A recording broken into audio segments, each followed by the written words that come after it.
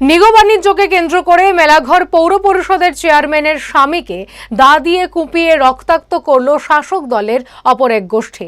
ঘটনার সোমবার গভীর রাতে মেলাঘর পূর্ব চণ্ডীগড় এলাকায়। জানা যায়, পূর্ব চণ্ডীগড়ের নবনির্বাচিত প্রধান ও তার গুন্ডা বাহিনীর হাতে রক্তাক্ত হয়ে বর্তমানে জিবি হাসপাতালে চিকিৎসাধীন মেলাঘর পৌর পরিষদের চেয়ারপারসনের স্বামী অতনু পাল রায়। অভিযোগ, ঘটনার নেপথ্যে রয়েছে দক্ষিণ সিপাহীজলা জেলার এক বিজেপি নেতা। সদলীয়দের হাতে আক্রমণের শিকার চেয়ারপারসন অনামিকা ঘোষ পাল রায়। এই মুহূর্তে অভিযুক্তদের বিরুদ্ধে মেলাঘর থানায় মামলা দায়ের করেছেন তিনি। ঘটনা জানিয়েছেন মুখ্যমন্ত্রী রাজীব ভট্টাচার্য ও বিধায়ক কিশোর বর্মনকে। সোমবার গভীর রাতে এক অনুষ্ঠান থেকে বাড়ি ফেরার পথে মেলাঘর বাজার এলাকায় শাসক দলের দুই গোষ্ঠীর মধ্যে সংঘর্ষের জেরে এই ঘটনায় এলাকায় দেখা দিয়েছে তীব্র উত্তেজনা।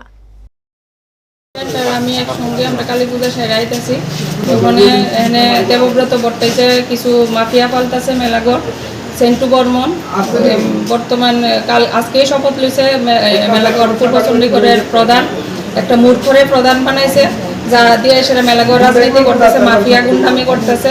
তার সঙ্গে আছে কালীপদ বর্মন, আছে লক্ষণ ভৌমিক, আছে উত্তম পাল, আছে গণেশ দাস, আছে সঞ্জয় পাল, তারপর আছে পীরেশ্বর চক্রবর্তী, তারপর বিপ্লব দেবনাথ।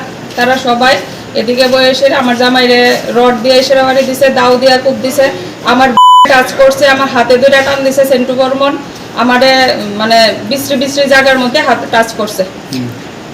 তার লেগে আমরা আজকে থানাতে আইছি, থানা তারা যাতে অ্যারেস্ট করে সঙ্গে সঙ্গে। তারা দেবব্রত বর্তাইছে, কিছু মাফিয়া পাল্টাছে মেলাঘর। দেবব্রত বর্তাইজ বর্তমানে আমাদের জেলা সভাপতি।